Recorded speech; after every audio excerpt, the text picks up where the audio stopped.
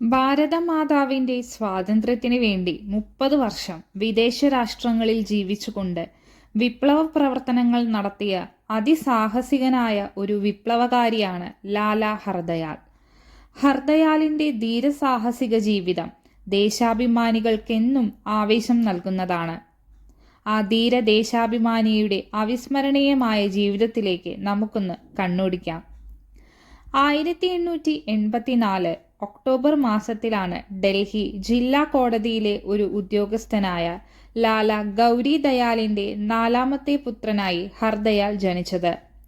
ചെറുപ്പത്തിൽ തന്നെ അതിബുദ്ധിമാനായിരുന്ന Hardayal Delhi Christian missionary സ്കൂളിലും സെന്റ് സ്റ്റീഫൻസ് കോളേജിലുമാണ് പഠിച്ചത്.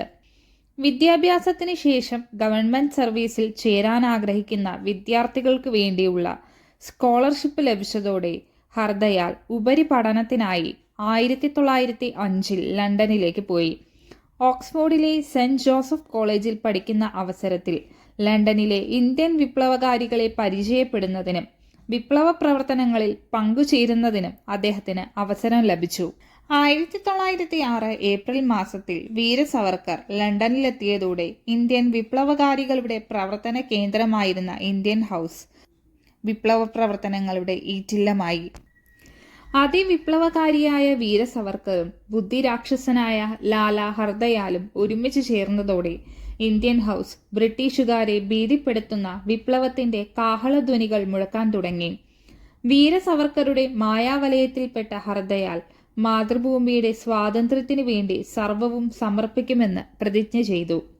ഒരു വിപ്ലവകാരിയായതോടെ ഹർദയാൽ ബ്രിട്ടീഷ് ഗവൺമെന്റിന്റെ സ്കോളർഷിപ്പ് വലിച്ചെറിഞ്ഞു. ബ്രിട്ടീഷ് രീതിയിലുള്ള വസ്ത്രധാരണവും ഭക്ഷണവും ഉപേക്ഷിച്ച് ഒരു യഥാർത്ഥ ഭാരതീയനായി ജീവിക്കാൻ തുടങ്ങി. 1908 ഇന്ത്യയിൽ തിരിച്ചെത്തിയ ലാലാ ഹർദയാൽ ബ്രിട്ടീഷ് ഭരണത്തിനെതിരെ ശക്തമായ പ്രചാരണം നടത്തിയതിന്റെ ഫലമായി നിരവധി വിദ്യാർത്ഥികളും ഉദ്യോഗസ്ഥരും സ്വാതന്ത്ര്യ സമര പ്രസ്ഥാനത്തിൽ ആകൃഷ്ടരായി മുന്നോട്ടു വന്നു. 1908 വീണ്ടും ലണ്ടനിലേക്ക് പോയ ലാലാ ഹർദയാൽ ഗോസംരക്ഷണത്തെക്കുറിച്ചുള്ള നിരവധി ലേഖനങ്ങൾ ലാഹോറിലെ പത്രങ്ങൾക്ക് അയച്ചു കൊടുത്തു. പാരീസിൽ ആ വർഷം നടന്ന നാഷണൽ കോൺഫറൻസിൽ പങ്കെടുക്കാൻ പോയ ലാലാ ഹർദയാലിന് പാരീസിലെ ഇന്ത്യൻ വിപ്ലവകാരികളെ പരിചയപ്പെടുന്നതിന് അവസരം ലഭിച്ചു. പാരീസിലെ ഇന്ത്യൻ വിപ്ലവകാരികൾ നടത്തുന്ന വന്ദേമാതരം പത്രത്തിന്റെ പത്രാധിപ സ്ഥാനം അലങ്കരിക്കുന്നതിനുള്ള ഭാഗ്യവും ലാലാ ഹർദയാലിന് ലഭിക്കുകയുണ്ടായി. എന്നാൽ ഇന്ത്യൻ വിപ്ലവ പ്രവർത്തനങ്ങളുടെ ആത്മാവും ഹർദയാലിന്റെ ആവേശ കേന്ദ്രവുമായിരുന്ന വീര സവർക്കറെ അറസ്റ്റ് ചെയ്തു ആൻഡമാൻ ജയിലിൽ അടച്ച ശേഷം ലാലാ ഹർദയാലിന്റെ വിപ്ലവ പ്രവർത്തനങ്ങൾക്ക് അല്പം മാറ്റം വന്നു. അധികം താമസിയാതെ അദ്ദേഹം പാരീസ് വിട്ടു. ബുദ്ധമതത്തെക്കുറിച്ച് പഠനം നടത്തുന്നതിന് 1911 അമേരിക്കയിലെ ഹാർവാർഡ് യൂണിവേഴ്സിറ്റിയിലെത്തിയ ലാലാ ഹർദയാലിന് അവിടുത്തെ ഇന്ത്യൻ വംശജരായ തൊഴിലാളികൾ സാമൂഹിക സാമ്പത്തിക സമത്വത്തിനു വേണ്ടി നടത്തുന്ന സമരത്തിന് നേതൃത്വം നൽകാൻ അവസരം ലഭിച്ചു. ഹാർവാർഡ് യൂണിവേഴ്സിറ്റിയിലെ ഇന്ത്യൻ ഫിലോസഫിയുടെ അധ്യാപകനാകാനുള്ള ഭാഗ്യവും അധികം താമസിയാതെ അദ്ദേഹത്തിന് ലഭിച്ചു. റാഡിക്കൽ ക്ലബ് തുടങ്ങിയ പ്രസ്ഥാനങ്ങൾ രൂപീകരിച്ച് ലാലാ ഹർദയാൽ ദേശീയ ചിന്താഗതികളെ മറന്നുകൊണ്ട് അന്തർദേശീയ ചിന്താഗതികളുമായി പ്രവർത്തിക്കാൻ തുടങ്ങി. എന്നാൽ 1912 ഡിസംബറിൽ ഡൽഹിക്കടുത്തുള്ള ചാന്ദിനി ചൗക്കിൽ വെച്ച് ഒരു ഇന്ത്യൻ വിപ്ലവകാരി വൈസ്രോയിക്ക് നേരെ ബോംബെറിഞ്ഞ വാർത്ത ലാലാ ഹർദയാലിൽ ഒളിഞ്ഞുകിടന്ന ദേശീയ വികാരം ആളിക്കത്തിക്കാൻ ഇടയാക്കി. തന്നെ ഉറക്കത്തിൽ നിന്നും വിളിച്ചുണർത്തിയ ഈ സംഭവത്തെ ഇന്ത്യയുടെ സ്വാതന്ത്ര്യത്തിന് വേണ്ടിയുള്ള കാഹളധ്വനിയായി അദ്ദേഹം കണ്ടു. ഈ സംഭവത്തെ പ്രകീർത്തിച്ചുകൊണ്ട് നിരവധി വിപ്ലവ ലേഖനങ്ങൾ അദ്ദേഹം ലണ്ടനിലെയും കൽക്കത്തയിലെയും പത്രങ്ങൾക്ക് അയച്ചു കൊടുത്തു. ഹർദയാലിന്റെയും മറ്റ് വിപ്ലവകാരികളുടെയും പ്രവർത്തനത്തെക്കുറിച്ച് അന്വേഷണം നടത്താൻ ഇന്ത്യ ഗവൺമെന്റ് അയച്ച ഹോക്കിൻസൺ ഹർദയാലിന്റെ പ്രവർത്തനങ്ങളെക്കുറിച്ച് പഠിച്ച ശേഷം ഇവിടെയുള്ള വിപ്ലവകാരികളിൽ ഏറ്റവും അപകടകാരി എന്ന റിപ്പോർട്ട് ചെയ്തപ്പോഴേക്കും നിരവധി വിപ്ലവ ലേഖനങ്ങളുടെ കർത്താവായ ഹർദയാൽ ലോകപ്രശസ്തി നേടിക്കഴിഞ്ഞിരുന്നു. അമേരിക്കയിലെ ഇന്ത്യൻ വിപ്ലവകാരികൾ രൂപീകരിച്ച ഹിന്ദു നാഷണൽ അസോസിയേഷന്റെ പസഫിക് തീരത്തെ സെക്രട്ടറിയായി ഹർദയാലിനെ തിരഞ്ഞെടുത്തു. 1913 രൂപീകരിച്ച ഗദ്ദർ എന്ന വിപ്ലവ പ്രസ്ഥാനത്തിന്റെ സെക്രട്ടറി സ്ഥാനവും ഹർദയാലിന് ലഭിച്ചു. നിരവധി വിപ്ലവ ലേഖനങ്ങൾ ഭാരതത്തിലേക്ക് ഒളിച്ചുകടത്തി ഭാരതത്തിലെ ജനങ്ങളെയും ഇവർ ദേശീയ സമരത്തിൽ ഊർജ്ജസ്വലരാക്കി.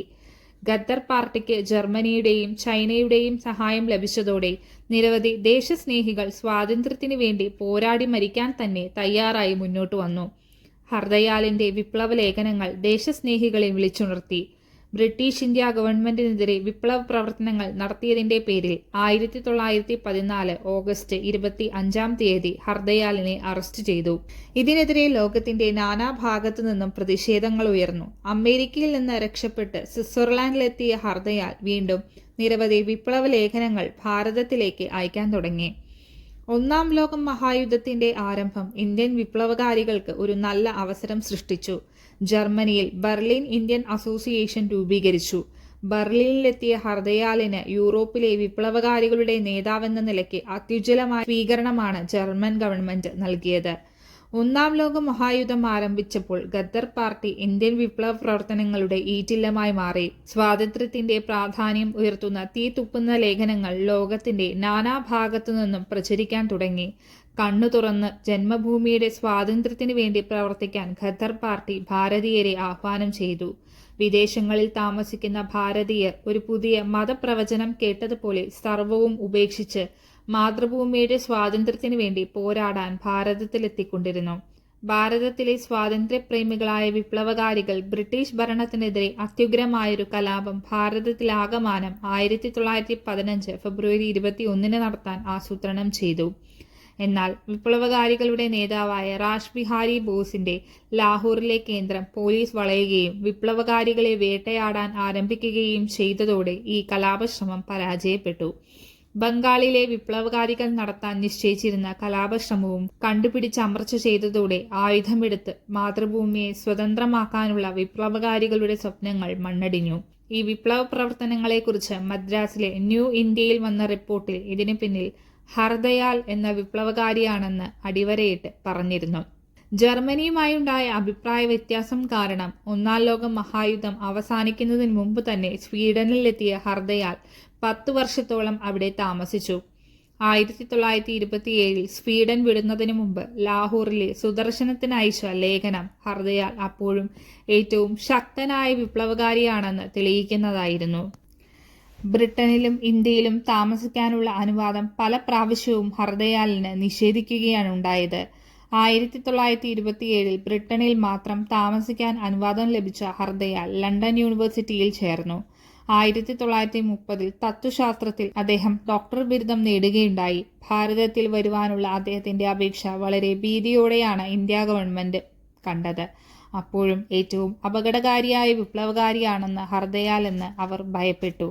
അമേരിക്കയിലെ പ്രസംഗ പരിപാടികൾക്കിടയിൽ ആ ധീരനായ വിപ്ലവകാരി 1939 മാർച്ച് 4 തന്റെ 54 വയസ്സിൽ മൃതിയടഞ്ഞു.